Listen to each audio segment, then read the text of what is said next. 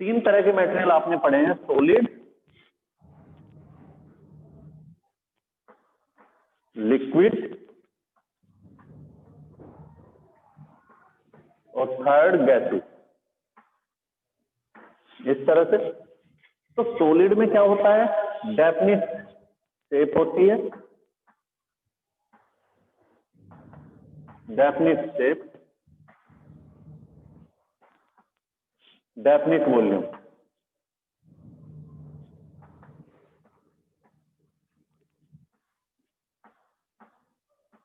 ठीक, इसमें definite shape नहीं होती, इनडेफिनिट होती है, इनडेफिनिट शेप, लेकिन डेफिनिट वॉल्यूम होता है, डेफिनिट वॉल्यूम। और थर्ड की बात करते हैं गैस के लिए, गैस में इनडेफिनिट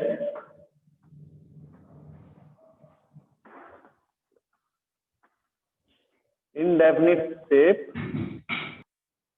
और इनडेफिनिट वॉल्यूम।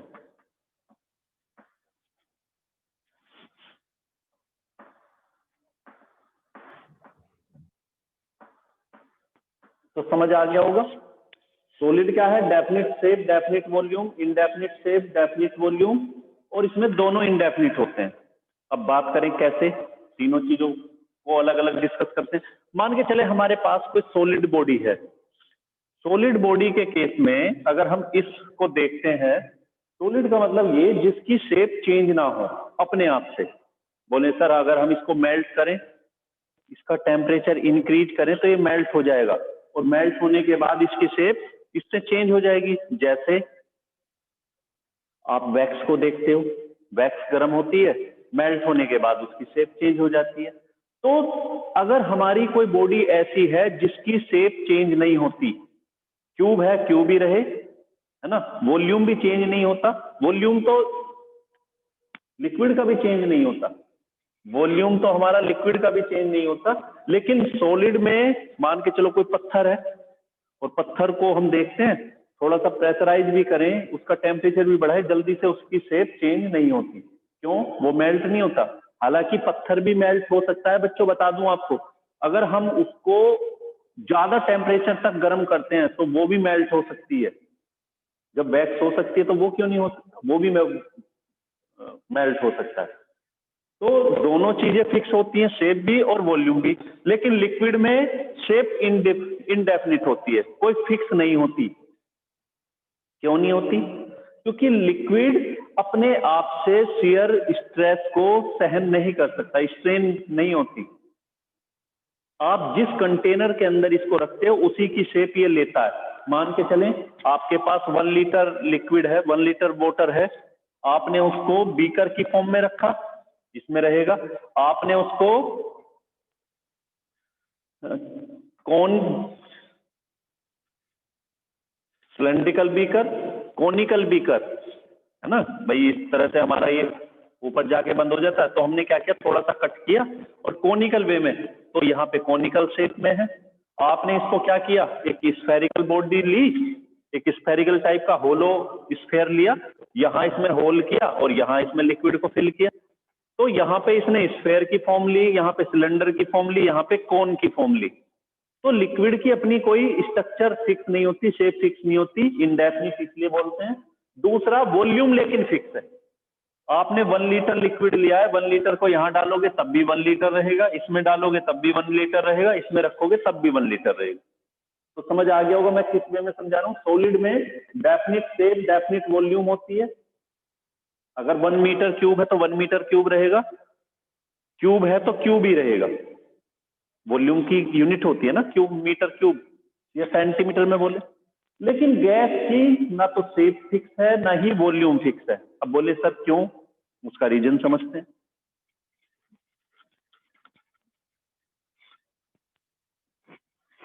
मान के चले आपकी बोतल एक छोटी सी परफ्यूम की, आपने देखा होगा जिसमें गैस होती है, या घर में एलपीजी की सिलेंडर है जिसमें 14 पॉइंट समथिंग किलोग्राम गैस होती है ना। एक बड़ा सिलेंडर भी आता है, लेकिन आप जो घर में यूज करते हो उसमें 14 पॉइंट समथिंग किलोग्राम गैस होती है। तो इस सिलेंडर में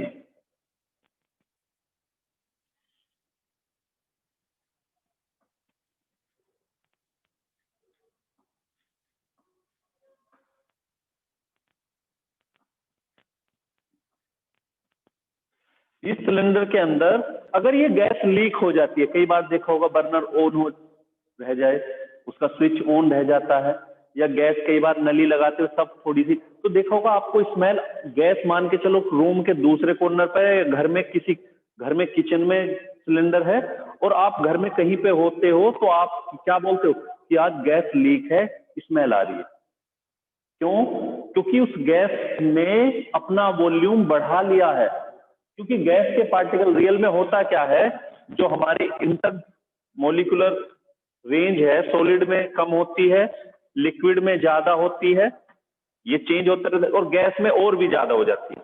अगर गैस को हम जिस कंटेनर में रखते हैं उसकी शेप अगर इससे भी बढ़ा लें, तो ये पार्टिकल मॉलिक्यूल और भी ज्यादा दूर रहते हैं।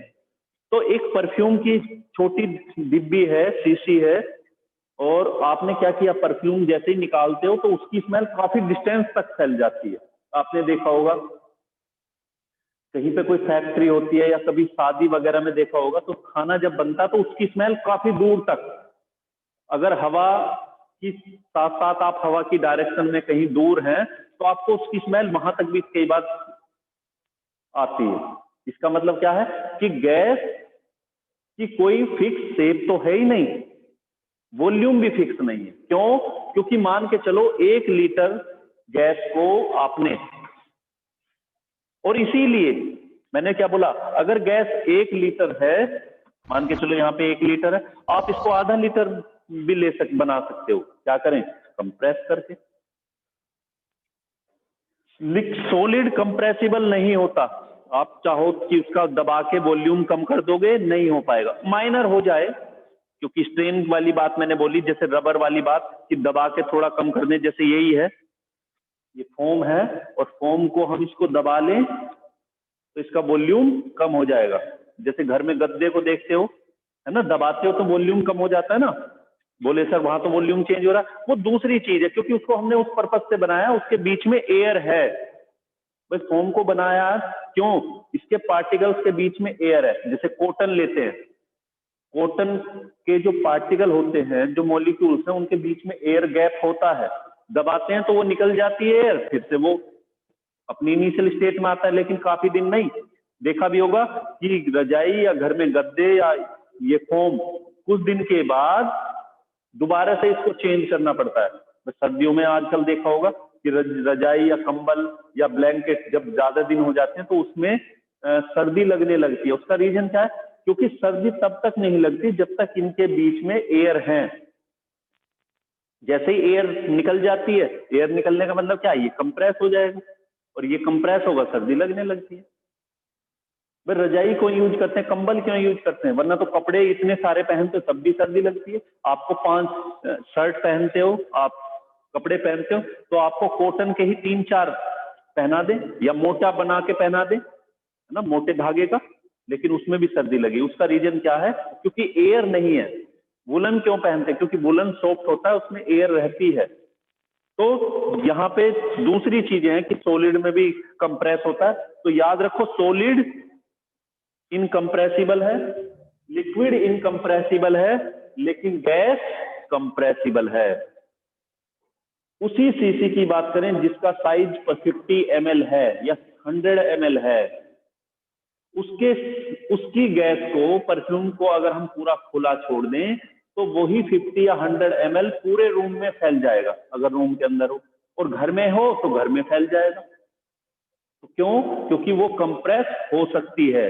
आप पूरे घर की गैस को एक सीसी में बंद कर सकते हो।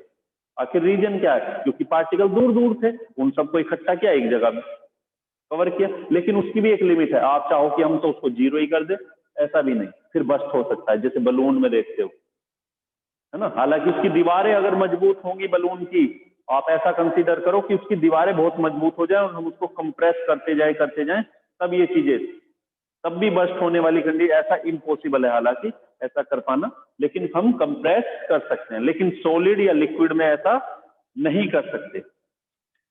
चलिए, इसके बाद नेक्स्ट टॉपिक है बच्चों, थ्रस्ट। अब थ्रस्ट क्या होता है ये समझे जरा। थ्रस्ट एक तरह से फोर्स होती है।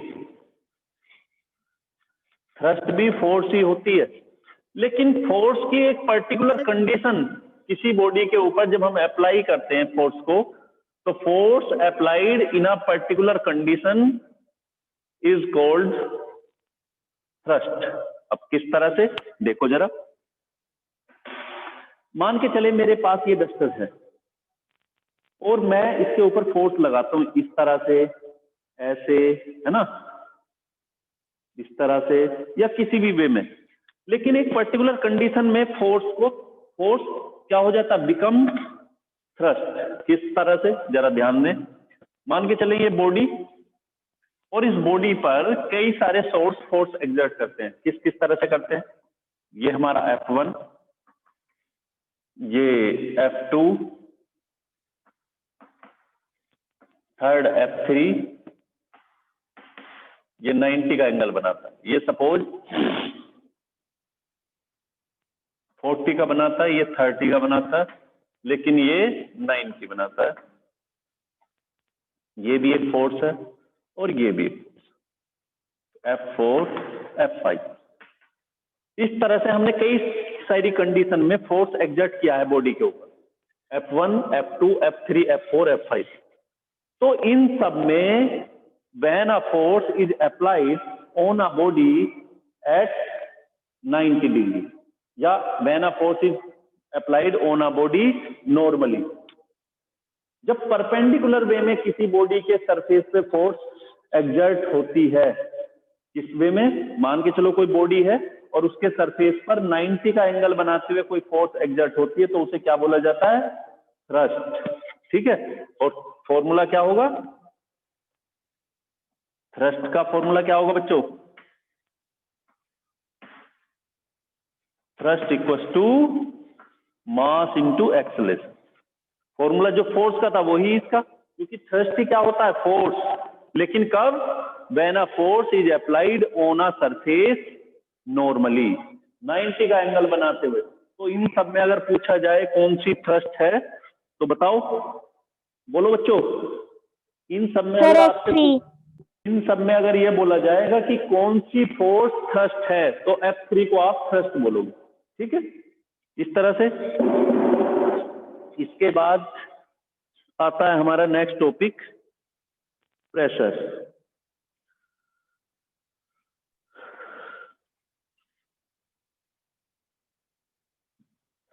प्रेशर क्या होगा, सारे टॉपिक वही हैं जो 9th में पढ़े हैं अभी आपने।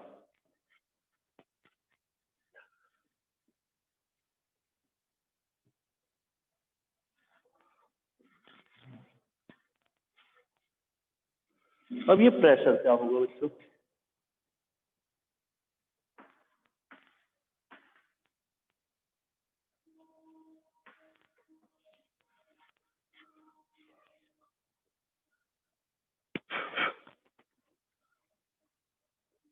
Pressure equals to force upon area, ये है। अब देखो ये क्या होगा, मान के चलते हैं हमारे पास ये कोई बॉडी, और इस बॉडी के ऊपर हम एक फोर्स एग्जर्ट करते हैं। ठीक है, ये बॉडी, और इस बॉडी के ऊपर एक फोर्स को एग्जर्ट करते हैं, किस पर, पर यूनिट एरिया पर, पर यूनिट सरफेस एरिया पर, तो उसे क्या बोला जाएगा, प्रेशर।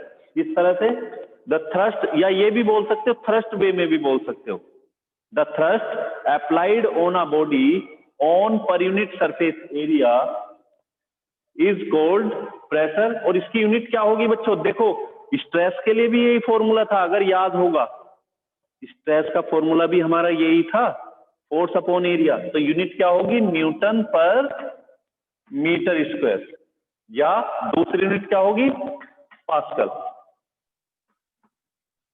या तो पास्कल बोलोगे या न्यूटन पर मीटर स्क्वायर। ठीक है, इस तरह से। इसके बाद नेक्स्ट टॉपिक आता है हमारा,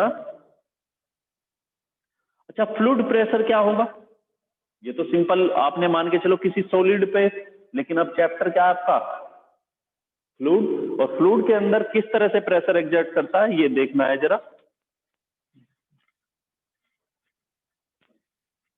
हम बोलते हैं कि ये लिक्विड इतना प्रेशर एग्जर्ट करता है।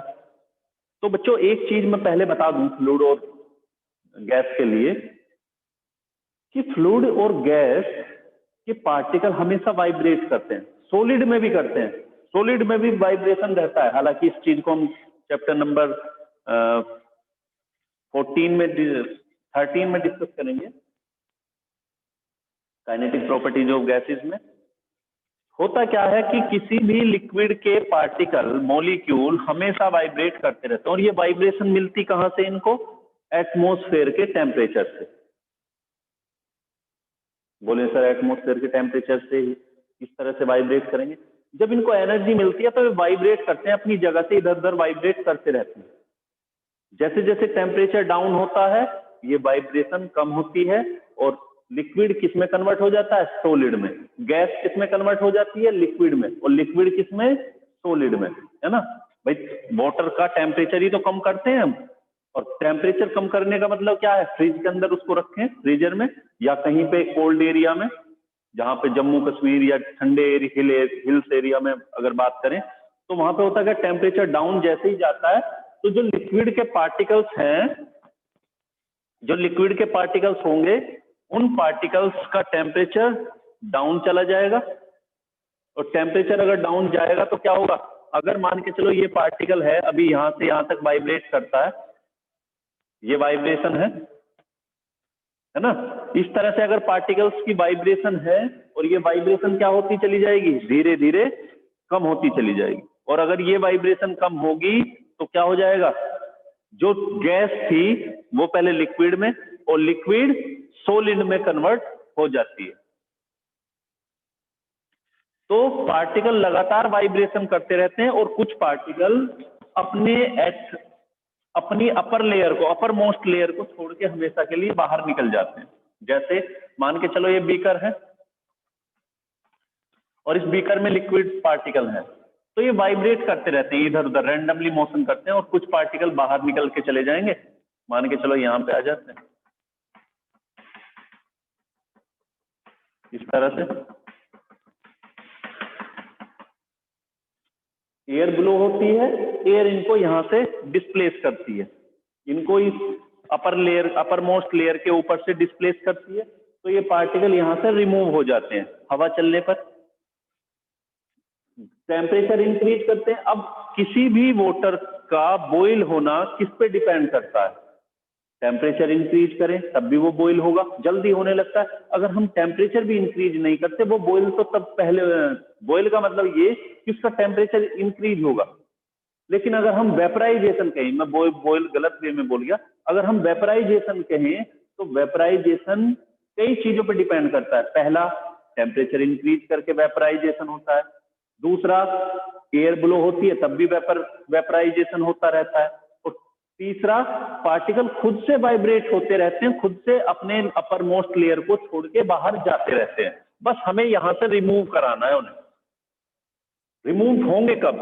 एयर ब्लो होगी, निकलते रहेंगे। मैंने कहा वाइब्रेट हैं, अपने आप को छोड़ के जाते रहते हैं, और ये यहां से अलग होते जाएंगे। तो आपने देखा होगा जब आजकल, अब जो वेदर चल रहा है इस टाइम पे, कपड़े नहीं सूख रहे हैं, जबकि सर्दी, आज अगर देखा जाए सर्दी ना भी हो और ह्यूमिडिटी बढ़ जाती है तो कपड़े सूखने कम हो जाते हैं। उसका रीजन कि जो एयर थी एटमॉस्फेयर में, ऑलरेडी यहाँ पे भी पार्टिकल है, आगे भी पार्टिकल, अब ये जाएंगे कहाँ? एयर पार्टिकल, ये लिक्विड पार्टिकल तब यहां से बाहर जाते हैं, मॉलिक्यूल तब बाहर निकलते अगर पहले से यहाँ पे एब्सेंट होता, खाली स्पेस होता, वैक्यूम होता, स्पेस पहले से उन्हें मिलता। और स्पेस ही नहीं तो क्या होगा? पार्टिकल यहीं पे रुके रहेंगे। दूसरा, टेम्परेचर अगर हम इंक्रीज कर देते हैं तब भी वेपराइजेशन तेजी से होने लगता है। अगर आप फ्रिज के अंदर भी किसी बाउल को, है ना, कटोरी या गिलास या किसी चीज में पानी को भर के रखोगे तो आप देखोगे कि 1 या 2 दिन के बाद उसका लेवल कम हो जाता है। आखिर क्यों कम हो जाता है? जबकि वहां पे तो हम गर्म भी नहीं कर रहे, हवा भी उसमें नहीं चल रही है। क्यों? क्योंकि उसके पार्टिकल खुद से, अगर फ्रिज में रखोगे, फ्रीजर में रख दोगे तो वहां तो जम जाएगी, भाई फ्रीजर में रख दिया तो वो आइस में कन्वर्ट हो जाएगी, लेकिन अगर हम फ्रिज में रखते हैं उसको तो क्या होता है, उसका लेवल कम हो जाता है। और लेवल कम क्यों होगा? क्योंकि उसके पार्टिकल वाइब्रेट करते हैं और वाइब्रेशन की वजह से वो अपनी अपर मोस्ट लेयर को छोड़ के बाहर निकलते जाते हैं। तुमने देखा भी होगा, फ्रिज को खोलते हो तो वेपर निकलती है। अगर वेपर बन कहां से रही है? बोले कि ये गैस है फ्रिज की गैस नहीं होती वो, क्योंकि फ्रिज की गैस तो ट्यूब में बंद है। अगर फ्रिज की गैस होगी, वो जो जिसकी वजह से वो कूलिंग होती है, अगर वो गैस लीक होने लगी तो फ्रिज खराब हो जाएगी। तो वो होता क्या है, जब ठंडा होता है तो उसमें ही जो आपने बहुत सारी चीजें रखी हुई हैं, उसी की वेपर ठंड, जैसे हम सर्दियों में हवा मुंह से निकलती है तो वेपर दिखाई देती है, गर्मियों में नहीं दिखाई देती, क्योंकि टेम्परेचर डाउन होता है तो वो वेपर थोड़ी सी दिखाई देने लगती है। वाटर पार्टिकल जो होते हैं वो दिखाई देने लगते हैं क्योंकि डेंसिटी बढ़ जाती है। और क्यों? वेपर आई कहां से? क्योंकि उन सब चीजों से अपने आप पार्टिकल निकलते जाते हैं। ये चीज सॉलिड के केस में भी है। सॉलिड में हम क्या होगा, ये इस तरह से।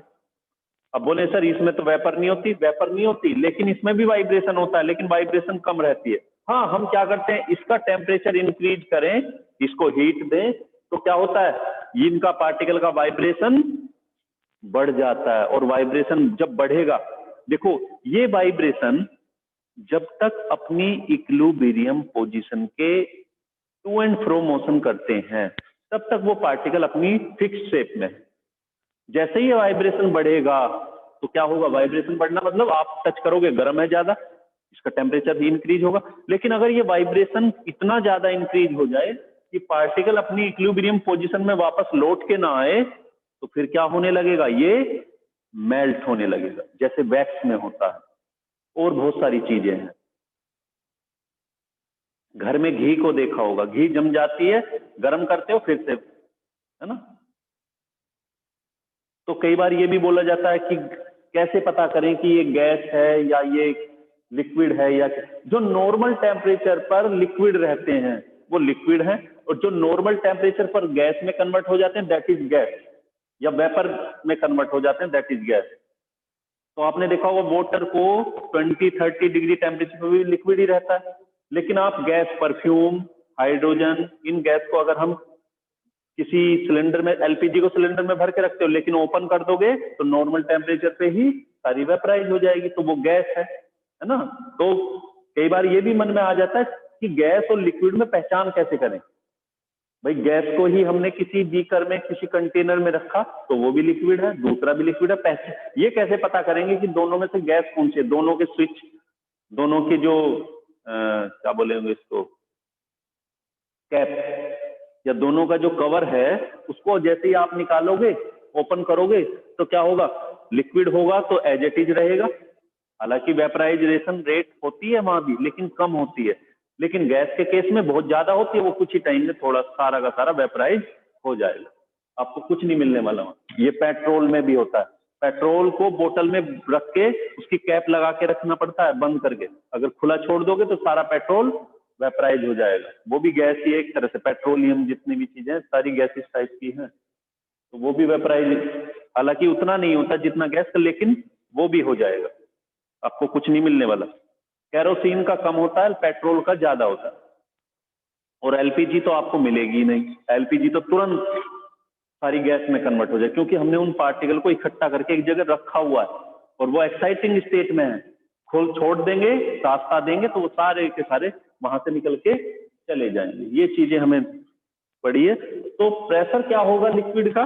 तो देखो, जब ये पार्टिकल, क्योंकि मान के चले कि बोले लिक्विड कैसे प्रेशर एग्जर्ट करता है, यहां तो हमने फोर्स एग्जर्ट किया, इस वजह से प्रेशर है, फोर्स अपॉन एरिया।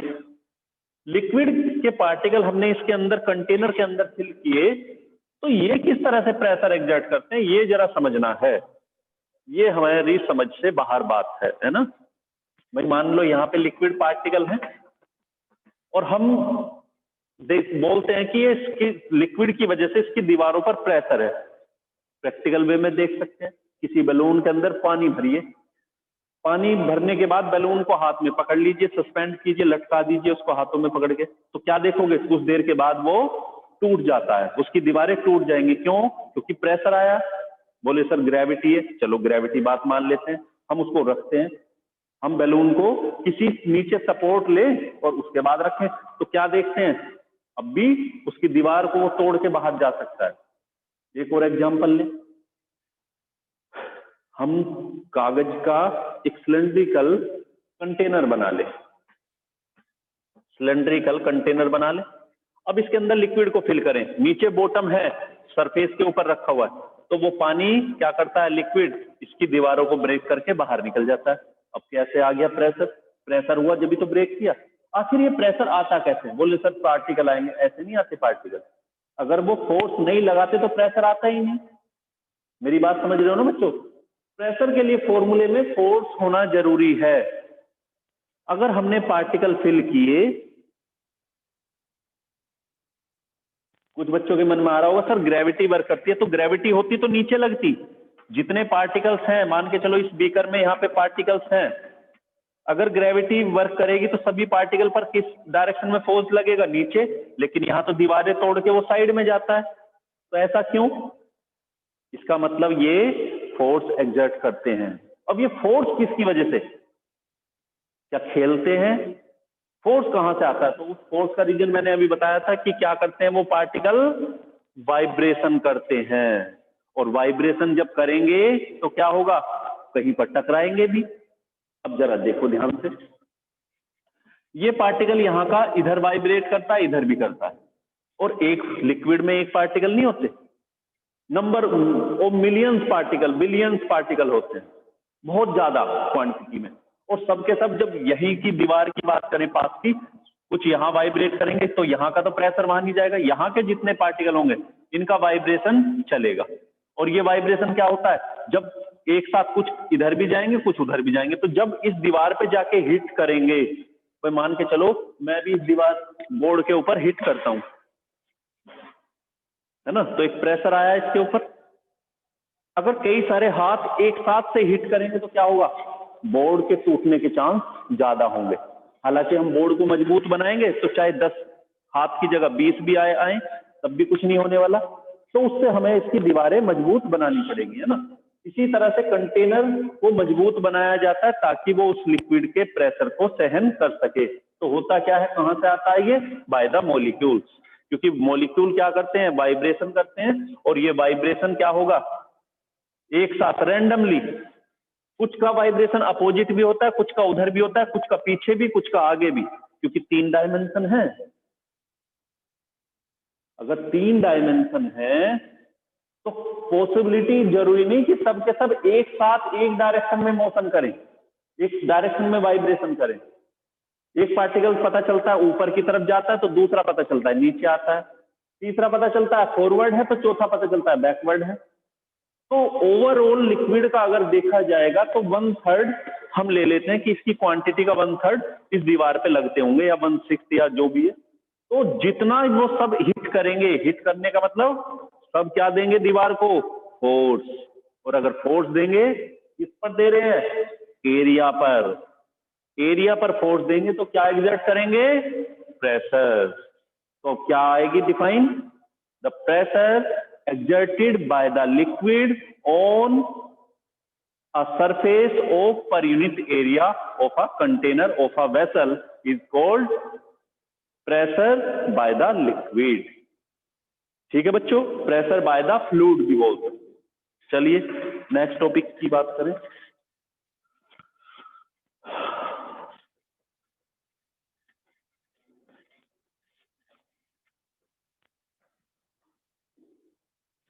अच्छा, इसमें एक टॉपिक था,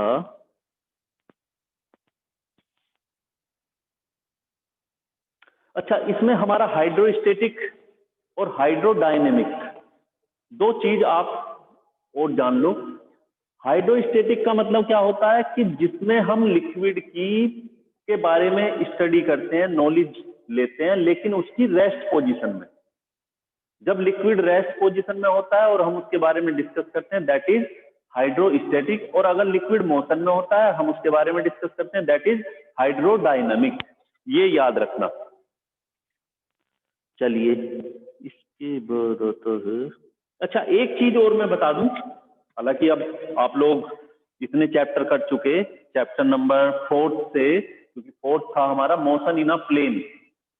तो ये चीज आपने बहुत बार पढ़ी है कि कंपोनेंट में डिजोल्व करना किसी चीज को। तो बात करते हैं, मान के चलो इस तरह से है कोई वेसल और कोई पार्टिकल इस डायरेक्शन में फोर्स एग्जर्ट करता है, इस डायरेक्शन में, ये हमारी दीवार, इससे कितना डिग्री, थीटा डिग्री।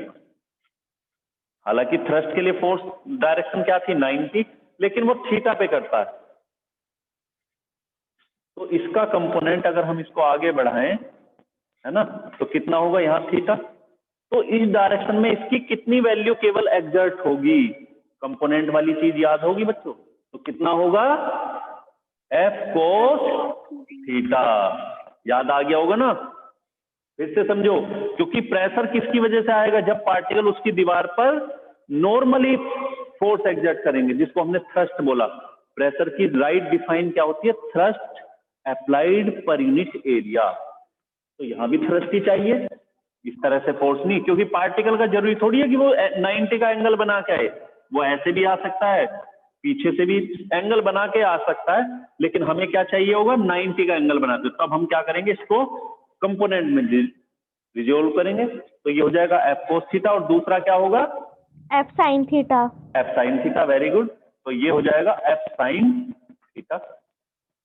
अब एफ साइन थीटा इसलिए वर्क नहीं करेगा क्योंकि फोर्स प्रेशर की डिफाइन में हम पहले ही ऑलरेडी पढ़ चुके हैं, थ्रस्ट अपॉन एरिया, और थ्रस्ट होता है 90, टेंजेंशियल वे में प्रेशर एग्जर्ट ही नहीं होगा।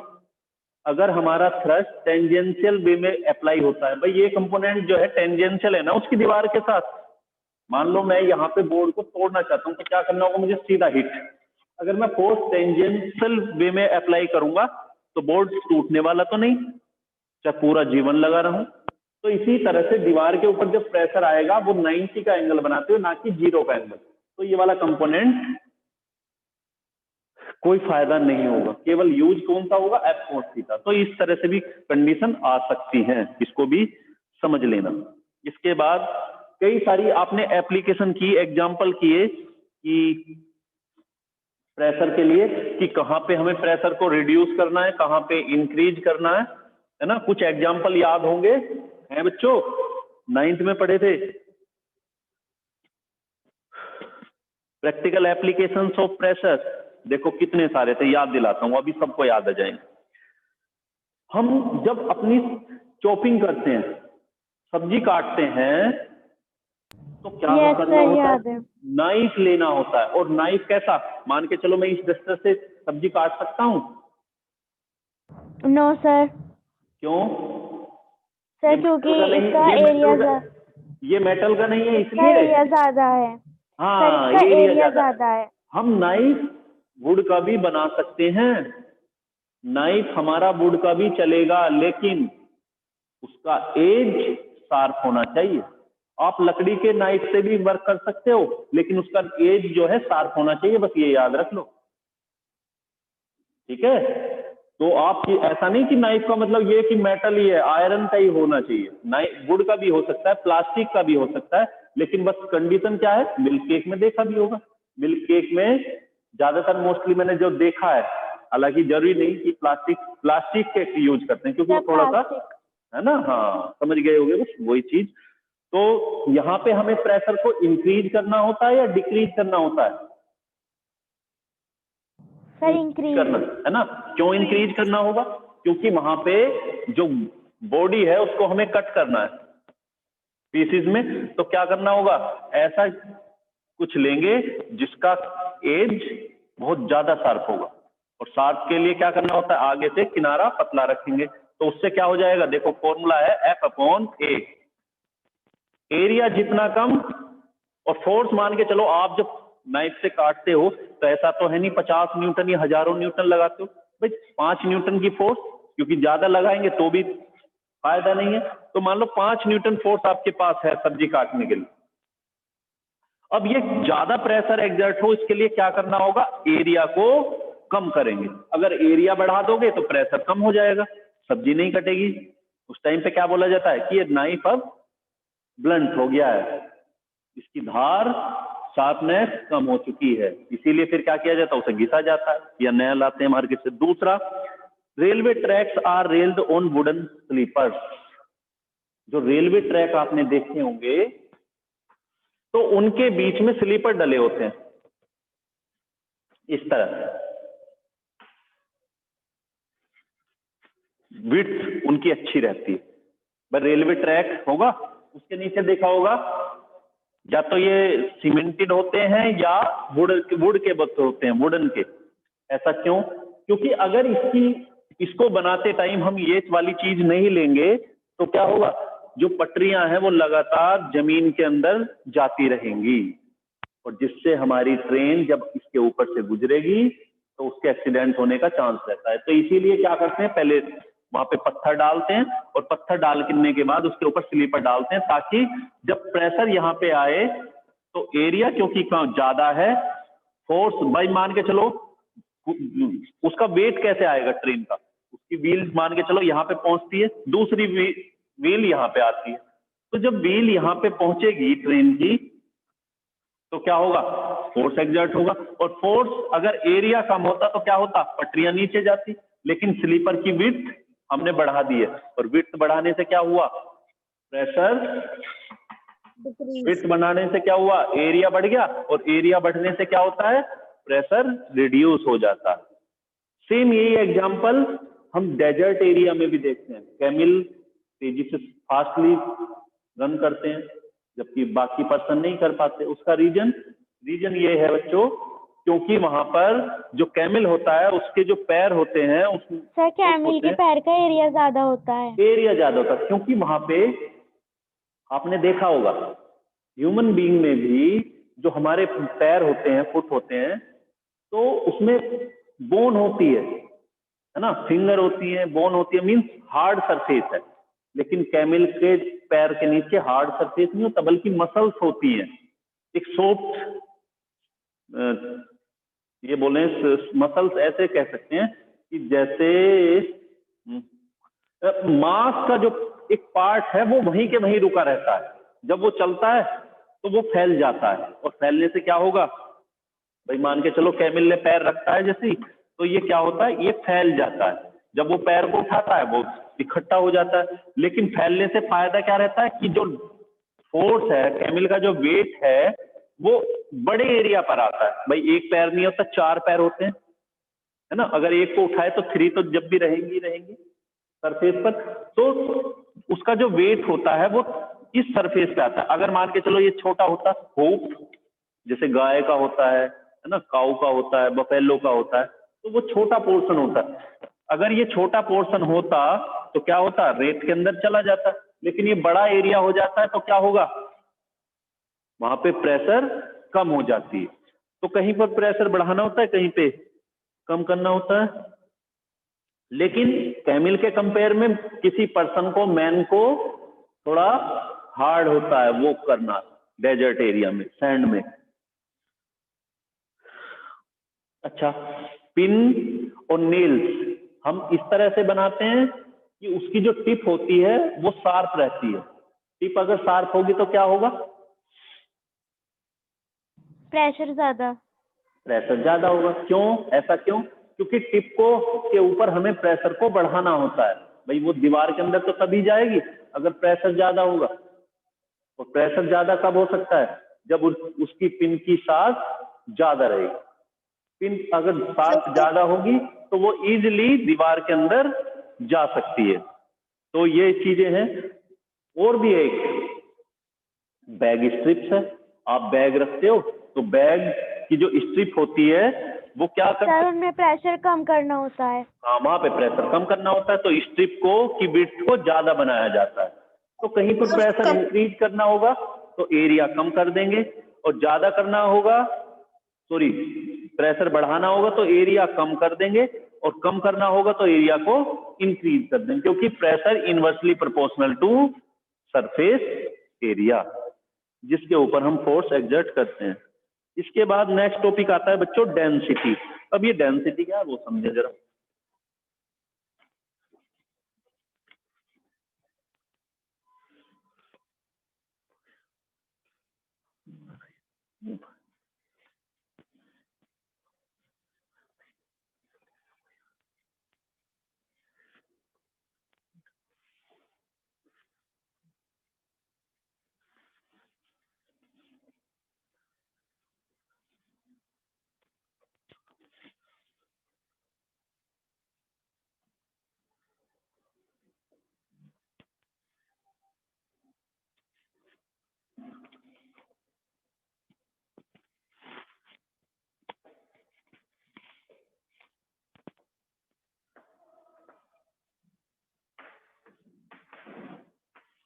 अब ये डेंसिटी क्या होती है जरा उसको समझना है।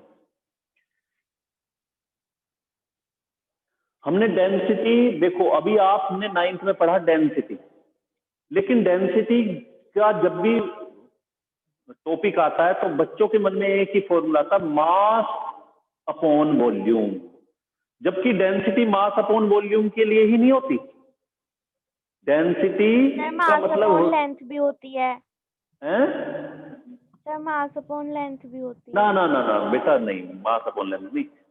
ये तो कई जिसकी सारी density चीजों में, ये कई नोट सारी कर चीजों में आती है। इलेक्ट्रॉन डेंसिटी भी बोल सकते हैं, केमिकल डेंसिटी भी बोल सकते हैं, मतलब कई तरह की डेंसिटी होती है। पॉपुलेशन डेंसिटी भी बोल सकते हो। डेंसिटी का मतलब ये होता है कि जिसके बारे में हम बात करें उसकी क्वांटिटी वॉल्यूम के रेस्पेक्ट में कितनी है, वॉल्यूम से कंपेयर करते हैं उसको। तो अभी आपने 9th में पढ़ा, तो फिलहाल आप यही समझो कि अगर खाली डेंसिटी वर्ड है तो हमेशा याद रखना मास का कंपैरिजन वॉल्यूम से किया जाता है। बाकी अगर वो कोई और डेंसिटी देगा तो वो उसके इस डेंसिटी वर्ड से पहले वो वर्ड भी देगा। जैसे मैंने बोला करंट डेंसिटी, इलेक्ट्रॉन डेंसिटी, है ना, कई तरह की डेंसिटी हो सकती है। पॉपुलेशन डेंसिटी, पॉपुलेशन डेंसिटी का मतलब क्या हुआ कि किसी वॉल्यूम में कितनी पॉपुलेशन रहती है, कितने लोग रहते हैं वहां पे। तो इस तरह से कई सारी चीजें हो सकती हैं। फिलहाल अगर खाली डेंसिटी वर्ड मिले तो समझ जाना मास का कंपैरिजन वॉल्यूम से किया जाता है। अब होती क्या है जरा समझे। मान के चलते हैं कि किसी बॉडी का कुछ मास है, भाई बॉडी है तो मास तो होगा, क्योंकि विदाउट मास, भाई उसे बनाने के लिए हमने कुछ पार्टिकल यूज किए हैं, और उन पार्टिकल की क्वांटिटी को कैसे पता करें। मैं पहले भी ऑलरेडी एक दिन ये बताया था कि आखिर मास है क्या। तो number of particles. Sir number of particles count कर सकते हैं हम इसे? अगर कर सकते तो कर लो। कॉटन के लिए, किसी दूसरी बॉडी के लिए, है ना, तो हर किसी के नंबर ऑफ पार्टिकल्स को काउंट करना पॉसिबल नहीं है। रियल में मास है क्या? नंबर ऑफ पार्टिकल्स है बच्चों, कि कितने उसमें पार्टिकल्स हैं। हालांकि बोले कि सर बाद में हम मैथमेटिक्स के थ्रू नंबर ऑफ पार्टिकल्स भी निकाल लेते हैं। आपने देखा भी होगा केमिस्ट्री में फॉर्मूला लगाते हैं मोल्स वगैरह वगैरह निकालने के लिए, है ना, कितने पार्टिकल्स हैं। एवोगैड्रो नंबर की हेल्प से निकाल लेते हैं कि कितने इलेक्ट्रॉन होते हैं 1 मोल में, इस तरह से। तो उस तरह के पार्टिकल की बात मैं ये नहीं कर रहा यहाँ पे मतलब उसको बनाने में जो पार्टिकल हैं उनको हम किस तरह से मेजर किया हमने। तो नंबर ऑफ पार्टिकल काउंट करना तो पॉसिबल नहीं था जो डायरेक्ट मेजर कर सके, जिसको किसी फॉर्मूले की हेल्प से नहीं, किसी चीज की हेल्प से नहीं, बाकी सीधा सीधा मेजरमेंट करें, प्रैक्टिकल करें और उसकी वैल्यू निकाल लें। तो इसके लिए हमने क्वांटिटी बनाया मास। मास है क्या? नंबर ऑफ पार्टिकल्स है कि कितने ज्यादा उसमें पार्टिकल यूज हुए, कितने कंटेन हुए, लेकिन उनको नंबर में नहीं काउंट करते, उसको हम किस में काउंट करते हैं? मास में काउंट करते हैं। उसका मास कितना है, यूनिट क्या लेते हैं? किलोग्राम। ठीक। अब इस मास को मान के चलो, हमने देखा आखिर डेंसिटी की जरूरत कब बनी। आपने कॉटन लिया, आपने आयरन को लेते हो, ये आयरन, यहां पे कॉटन को लेते हो, है ना, कहीं पे आपने वुड को लिया है, वुड। तो आपने देखा जगह जगह पर अगर हम देखें कि छोटी सी चीज, उन्होंने देखा कि एक आयरन का छोटा सा टुकड़ा उठाते हुए प्रॉब्लम इतनी ज्यादा रहती है, जबकि कॉटन का एक बड़ा बैग भी उठा लें तब भी उतनी प्रॉब्लम नहीं आएगी, उसको आराम से इजीली उठा लेते हैं। तो उन्होंने देखा इसका मतलब कुछ और चक्कर है इसमें। तो और चक्कर क्या है कि इसके पार्टिकल हल्के हैं, इसके पार्टिकल उतना कंटेन तो करते हैं। देखो पार्टिकल अगर है कॉटन के तो काफी बड़ा अगर बंडल बना है, काफी बड़ा बैग है, जबकि आयरन का एक छोटे से बैग में उतनी क्वांटिटी आ जाती है। तो इसका मतलब क्या, कुछ और चीज है। उनको मास को बोला तो उन्होंने देखा कि इनकी जो नया वर्ड आया वो क्या बोलते हैं उसको? डेंसिटी। अब ये डेंसिटी क्या है कि उसके मास की वॉल्यूम से कंपेयर करके पता चलेगा। कैसे कंपेयर करोगे? कि मान के चले यहाँ पे 1 किलोग्राम, ये भी 1 किलोग्राम और ये भी 1 किलोग्राम। साइज देख रहे होगे थोड़ा अलग अलग है। आयरन को और छोटा बना सकते हो, ये कॉटन, ये आयरन और वो वुड। तो हमने देखा सबके साइज अलग अलग हो गए, हो जाते हैं यहाँ पे। इसका मतलब क्या हुआ, सपोज इसका वॉल्यूम था यहाँ पे 1 मीटर क्यूब, इसका वॉल्यूम था 10 मीटर क्यूब, और यहाँ पे वॉल्यूम है कंसीडर किया, ऐसे ही रैंडमली बता रहा हूं बच्चों, 8 मीटर क्यूब। तो अलग अलग वॉल्यूम है, तो हमने पूछा कि इसमें वॉल्यूम सब अलग अलग ले रहे हैं, इसका मतलब कुछ और चीज है। तो हमने उस क्वांटिटी का नाम दिया है डेंसिटी। और डेंसिटी का क्या होता है, किसको बोलते हैं, कि when we compare the mass from the volume. अगर किसी मास को, किसी बॉडी के मास को उसके वॉल्यूम से कंपेयर किया जाता है, that is density of that body. इन सब में किसकी डेंसिटी सबसे ज्यादा है, देख के बताओ। कॉटन की। सर आयरन की। आयरन की, वेरी गुड बच्चों, यही तो तुम गड़बड़ कर गए।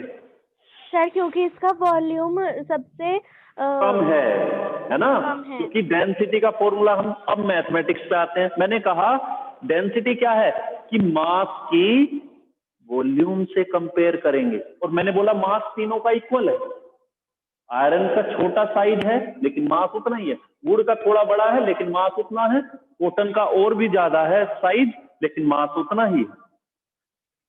क्योंकि कोई चीज छोटे स्पेस में उतना मास आ जाता है, किसी का बड़े स्पेस में उतना मास आता है।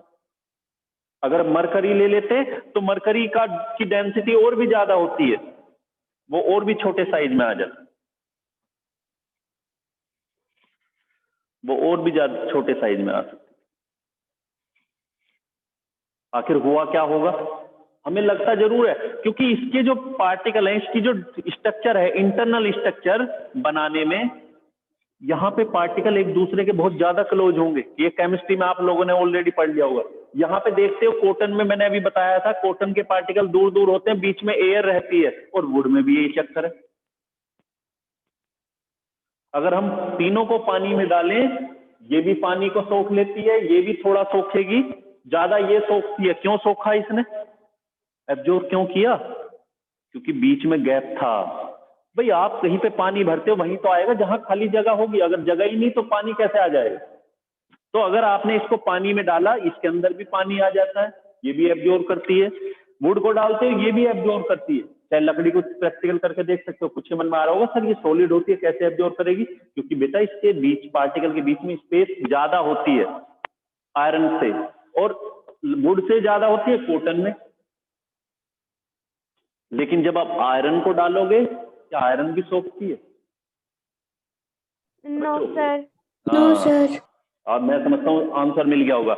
इसका मतलब क्या हुआ कि इसके पार्टिकल जब बनाए नेचर ने, तो उनको एक दूसरे के क्लोज रखा बनाते टाइम, लेकिन इसको बनाया दूर दूर रखे, और इसको थोड़ा गैप दिया, लेकिन उतना नहीं दिया जितना कॉटन में दिया। इसीलिए क्या बोला जाता है बच्चों को, हॉर्लिक्स खाओ, बोर्नवीटा खाओ, और क्या होगा उससे, बोले सर खाओ नहीं पियो, है ना, दूध में डाल के। चलो, तो पीने से होता क्या है, उनकी जो बोन्स होती हैं, हड्डियां, वो हड्डियां मजबूत होती हैं। आखिर मजबूत कैसे हो जाएंगी, कि उनको जब वो बनती हैं तो वो पार्टिकल इतने ज्यादा यूज होंगे, इतना ज्यादा बनाएगी बॉडी इन सबको खाने से, कि हड्डियों के जो पार्टिकल हैं वो एक दूसरे के क्लोज होंगे, और क्लोज होंगे तो क्या होगा, डेंसिटी स्ट्रॉन्ग बढ़ जाएगी, और डेंसिटी बढ़ेगी तो क्या होगा, वो हड्डी मजबूत होगी। तुमने देखा होगा किसी बच्चे को उठाते हैं, देखते हैं साइज तो बड़ा है, मतलब हेल्दी लग रहा है देखने से, लेकिन उठाते हो वेट ही नहीं है। और एक पर्सन ऐसा कि पतला सा है, और उठाते हैं तो ऐसा लगता है इसमें तो वजन बहुत है। ऐसा क्यों, क्योंकि उसकी हेल्थ उससे ज्यादा अच्छी इसलिए क्योंकि उसकी हड्डियां मजबूत है अंदर से। अगर कोई बच्चे में मास ज्यादा है, साइज लगभग देखने में दोनों लगभग इक्वल है, लेकिन एक को देख के ऐसा लग रहा है इसमें तो कोई वजन ही नहीं, और एक को देखने में लग रहा है इसमें तो बहुत वजन है, इसका मतलब उसकी हड्डियों की डेंसिटी अच्छी है। हड्डियां जल्दी से, अगर वो गिर भी जाएगा तो जल्दी से ब्रेक होने वाली नहीं है। कई बार देखा होगा कोई गिरा और तुरंत क्रैक आ गया, बोले कि टूट गई। खासकर बुजुर्गों में ऐसा होने लगता है क्योंकि वहां पे कैल्शियम वगैरह की क्वांटिटी कम होने लगती है बॉडी की। बुजुर्गों की हड्डियां अगर गिर जाए तो टूट जाती हैं। और बच्चों में एक चीज और होती है कि अगर हड्डियां टूट भी जाती है कई बार तो वो जुड़ भी जल्दी जाती है, क्योंकि वहां पे कैल्शियम बॉडी, क्योंकि यंग एज में या छोटा जब चाइल्डहुड में होता है तो उसकी जो कैल्शियम बॉडी ज्यादा बनाती है और हड्डियां जल्दी से स्ट्रॉन्ग हो जाती हैं।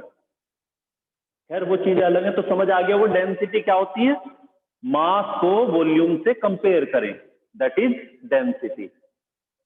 जितना ज्यादा मास छोटे वॉल्यूम में उतना ज्यादा डेंसिटी होगी। समझ आ गया बच्चों? पॉपुलेशन डेंसिटी इसीलिए बोला जाता है दिल्ली की पॉपुलेशन डेंसिटी बहुत ज्यादा है। क्यों है? क्योंकि कम स्पेस में ज्यादा लोग रहते हैं। मान के चलो एक कॉलोनी ऐसी है जिसके अंदर हाउसेज हैं लेकिन पॉपुलेशन कम है और स्पेस भी ज्यादा है। जरा देखो यहां पे,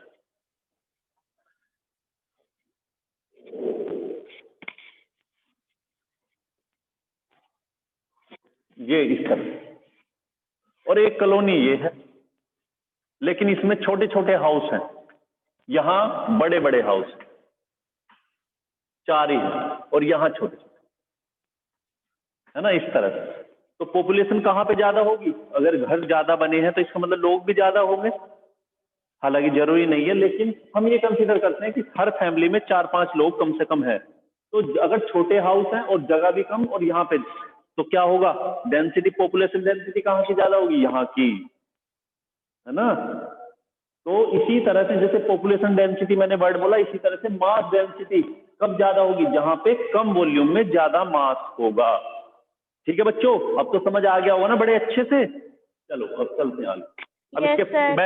अब इसकी मैथमेटिक्स को समझते हैं।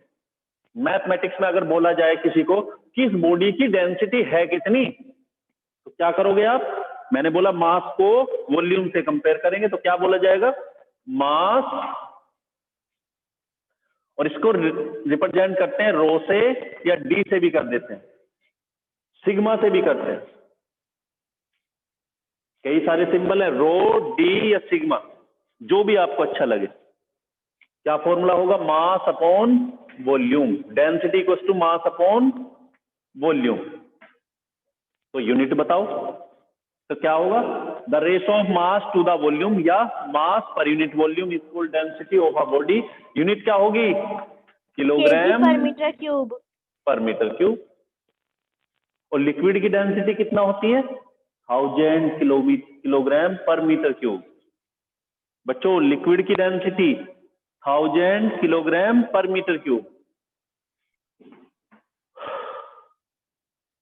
किलोग्राम पर मीटर क्यूब, ये लिक्विड की डेंसिटी है। मरकरी की 76 पॉइंट समथिंग, इस तरह से 13.6 समथिंग होती है, इंटू 10⁻³ तो अलग अलग चीजों की डेंसिटी पढ़ेंगे जब हम आगे बात करेंगे।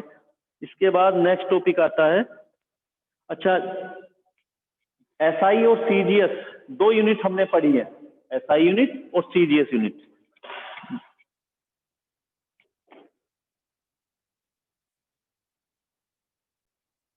ठीक है बच्चों, कल के लिए आपको होमवर्क मैंने बता दिया। अब क्लास बंद करते हैं यहीं पे। आगे हमारा प्रेशर के बाद हमने डेंसिटी पढ़ा और इसके बाद हम पास्कल लॉ पढ़ेंगे और पास्कल लॉ की एप्लीकेशन, ये नेक्स्ट वीडियो में करेंगे। अब क्लास बंद करते हैं अपनी।